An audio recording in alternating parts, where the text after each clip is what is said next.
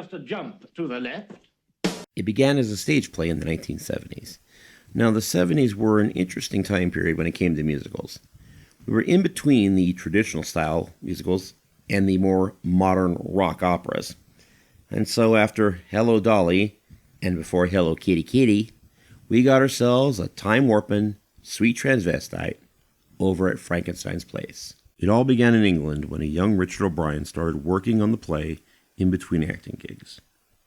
He saw it as a mixture between the traditional, like beach films, old 50s horror films, and the more modern, like glam rock. This can best be seen in the characters of Brad and Janet versus the character of Frankenfurter. In a way, it was a peek into the future where gender politics has become a hot topic. I mean, there wasn't an internet, so no mad Twitter tirades, but at least the discussion about identity through sexuality got started. Granted, there was a lot more emphasis on lingerie and sex than today, but you get the picture. The plot was virtually the same on both theater and film, with the minor tweak here and there. Both Richard O'Brien and Tim Curry starred in the English production as well, but there was one big difference between the film and the play. It was a play. It's hard to describe the differences between the two formats. Plays are live and films aren't. At least not yet. I think the best way to know the difference is to go to the theater at least once, and if you can, see the theatrical version of a current film. I know it sounds weird, but theater is the least realistic of the two. The staging, the lighting, the acting transfer the same elements into a film verbatim, and you get something that just doesn't feel real. Now that I got you really screwed up, okay, let's get back on track here. The play was a smash hit and led to the inevitable Broadway production. Now there, it didn't go over very well. Remember what I said about the traditional versus the modern? It was exactly like that. But it wasn't over yet. The LA production did much better. If you just look at the two environments, LA, New York, you can tell why. Interesting side note, Steve Martin auditioned for the part of Brad. Yeah, I have a hard time picturing that as well. So a future cult phenomenon on its way to future success. Well, not so much. We'll go into this more in the review portion of the film, but to boil it down, Hollywood saw this in terms of cash, not art. It was like they filmed the play and put it up on the screen. Yeah, it bombed. But before we get into the review, let's look at the reason such a property even made it to the screen in the first place. I saw this movie quite a bit when I was in high school.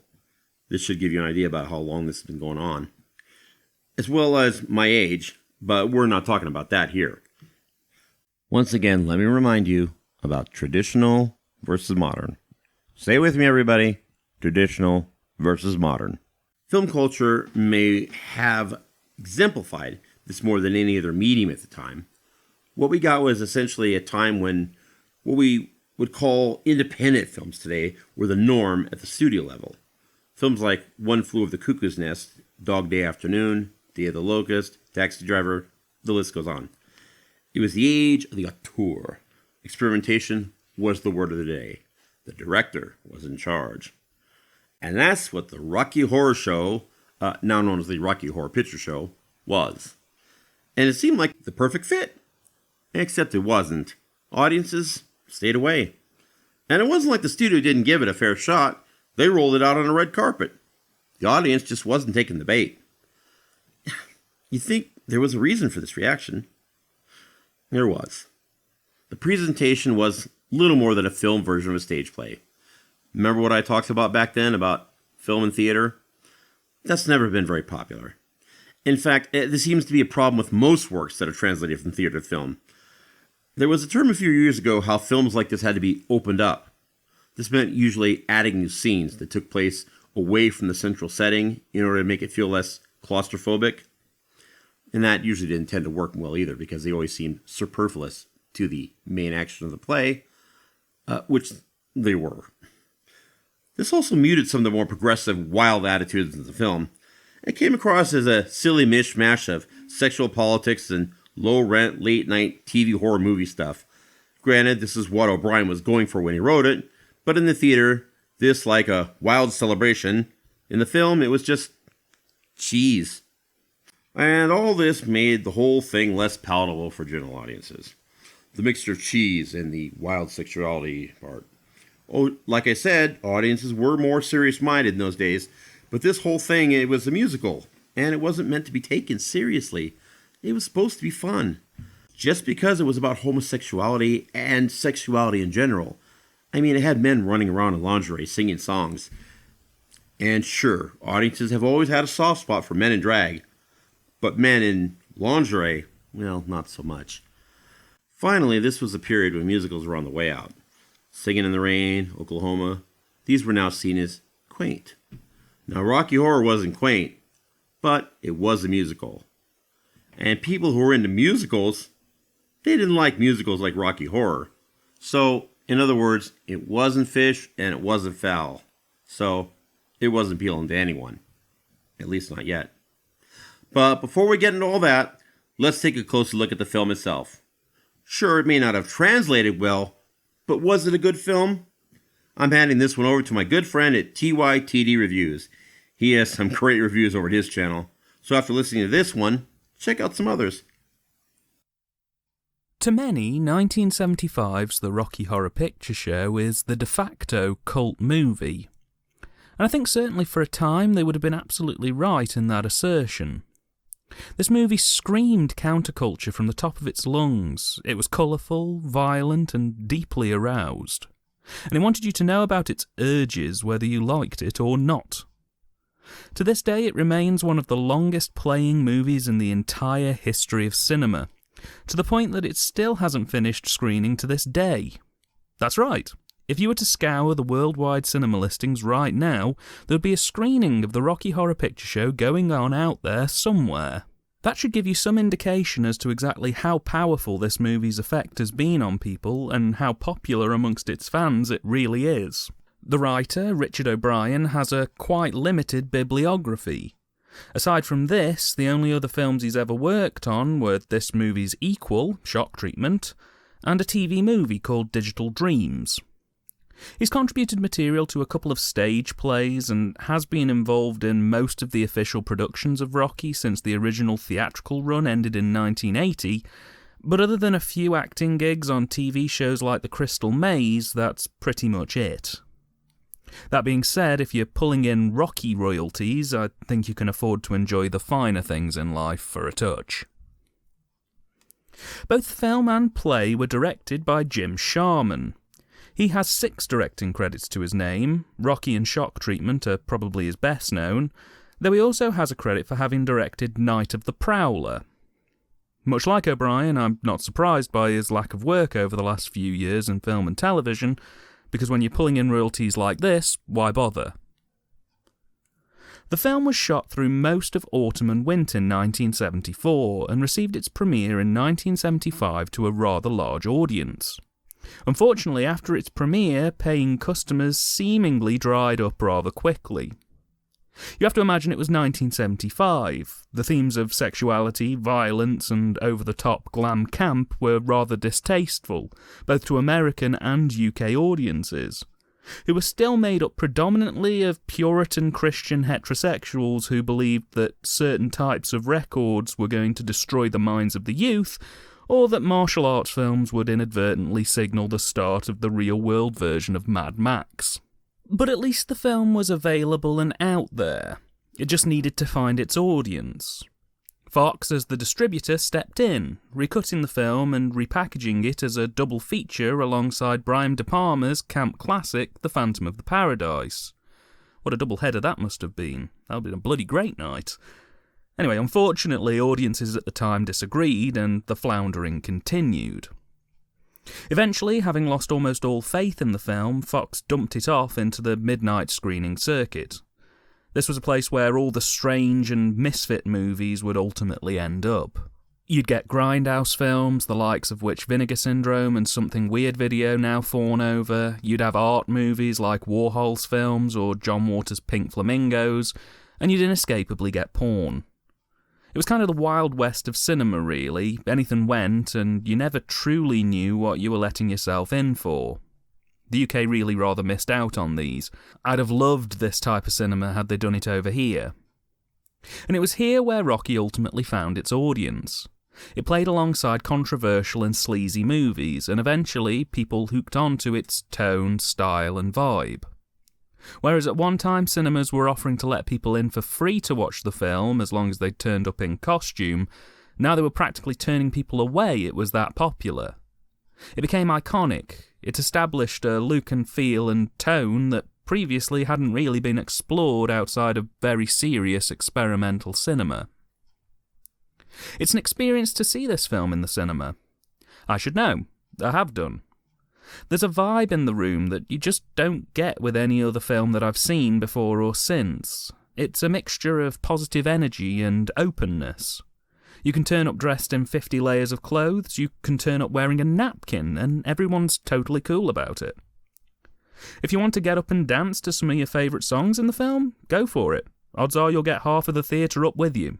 From my experience, when the time warp came on, the theatre stormed the screen and a full-blown Mad Hatter's tea party broke out for about 20 to 30 minutes before settling down when everybody realised that the movie was still actually playing.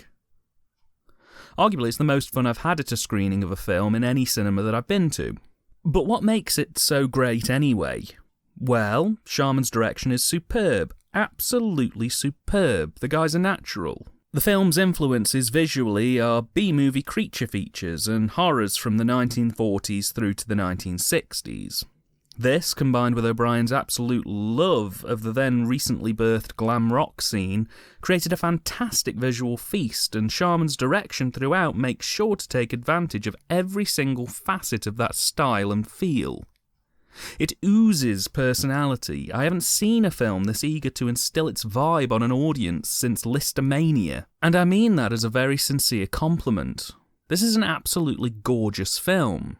Especially on its Blu-ray release, you really get to see all the gorgeous choreography, pans, subtle tracks, and composition in its best and fullest intentions. It's divine. Matching the fabulous direction, the acting throughout is absolutely superb too. Tim Curry is Dr. Frankenfurter. I have yet to see someone so fully embrace a character in such a way as he does here. They're inseparable in my mind. Every second he's on screen is an absolute delight, as he genuinely gives a performance unlike anything you're likely to see on the big or small screen ever again. Susan Sarandon, too, is an absolute delight as the panicked and tremendously uneasy bride-to-be Janet Weiss. Again, she totally embraces her role, and it's great to see her subtle movements in this. Just little twitches, flashes of expressions that come over her face and melt away just as quickly. She's a natural, and arguably one of my favourite characters in this. I mean, every performance is either panicked and at a complete loss to fully understand what's happening, or a coke-binged extravagance that reeks of self-aware libido-drenched lustings. Again, for 1975, for a film to do this and not be a porno was almost revolutionary for the time. Equally, I can't let this film go without mentioning the absolutely stunning set designs. There's a wide variety of styles, choices and influences prominent in this film's set designs. From the perfectly pink, clinical and curved set of Frankenfurter's laboratory, to the gothic vibes of the dining room and hallways, to the utterly thrown togetherness of the main ballroom. This film pinches a bit of everything, and it looks damn fine in doing so. In particular, the scenes in the theatre are gorgeous, with rich reds and blacks contrasting with the clear blueness of the pool. This is a very pretty film, and it's clear to see a real attention to detail in even the smallest things on set. From the glasses worn by Frankenfurter's guests to the random water coolers dotted around, because dehydration is the enemy, everything is there for a reason, and that reason is because it looks damn good being there. Do I even need to tell you how good the soundtrack is? It's campy, upbeat, 50s-inspired rock and roll and Carpenters-esque string arrangements. There's not one poor number in the whole damn film, and any one of these tracks would instantly make any musical about 10 times better. The Time Warp, Damn It Janet, Touch Me, Hot Patootie are all wonderfully upbeat, rocky poppy numbers that will have your foot tapping and you up and out of your seat in no time. Personally, I'm most attracted to the song I'm Going Home, which I'm not ashamed to say brought genuine tears to my eyes when I saw this in the cinema screening. It's a powerful ballad about the reward of knowing that any bad times or troubles you might have had are almost over, and that the good times are just around the corner. Curry absolutely pours himself into this, and it's beautiful. Absolutely beautiful. I wholeheartedly recommend that you watch the Rocky Horror Picture Show. I don't know if you'll like it, but I'd be willing to put good money on it that you'd have a positive reaction to it in one way or another. It's light-hearted, campy cinema at its finest, and it really is an experience to watch. Seriously, if you ever see it playing at your local multiplex, for God's sake, go. While I can't personally vouch for the theatre production, I can say that the film was a treat to see.